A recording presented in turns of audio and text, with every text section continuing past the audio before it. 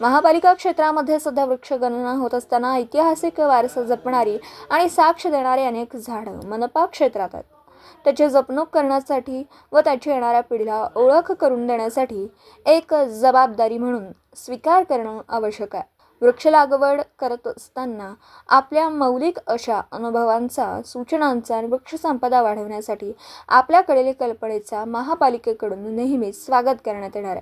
आपली सूचना www.smkcorporation.com व गिरीश पाठक उद्यान अध्यक्ष यांच्या मोबाईल नंबरवर 8329765875 वर देता येते.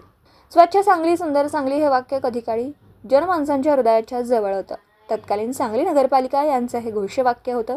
सन 1998ला तीनही शहरांची सांगली, मिरज आणि कुपवाड महापालिका स्थापन झाली. शासन स्तरावरून विविध महाअभियान राबवण्यात येत असतात. लोकसहभाग हा अत्यंत आवश्यक आणि महत्त्वाचं समजून आता प्रशासन जोमाने कामाला लागलाय.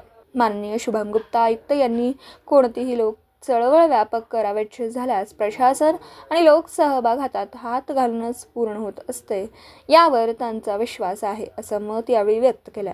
त्यानुसार महापालिका क्षेत्रात 25,000 पेक्षा जास्त झाडं लावायचं लक्ष्य निश्चित केलंय. त्या दृष्टीने वाटचाल सुरू करण्यात आली आहे. झाडं लावणं आणि जगवणं यासाठी लोकसहभाग हा महत्त्वाचा असणार आहे. आपला परिसर प्रदूषणमुक्त, ऑक्सिजन पुरेपूर असलेला निर्माण करायचा असेल तर झाडं ही संपदा समजून वाढवणं काळाची गरज झाली आहे.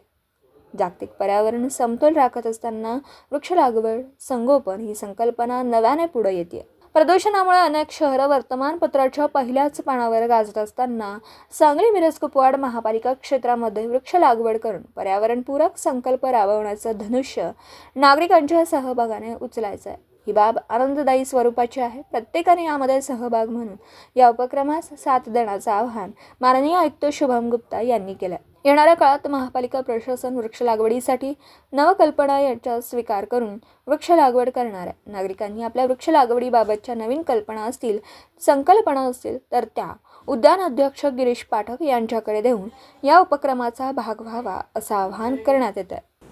दिवसभरातील घडामोडींचा आढावा घेण्यासाठी पाहत रहा N24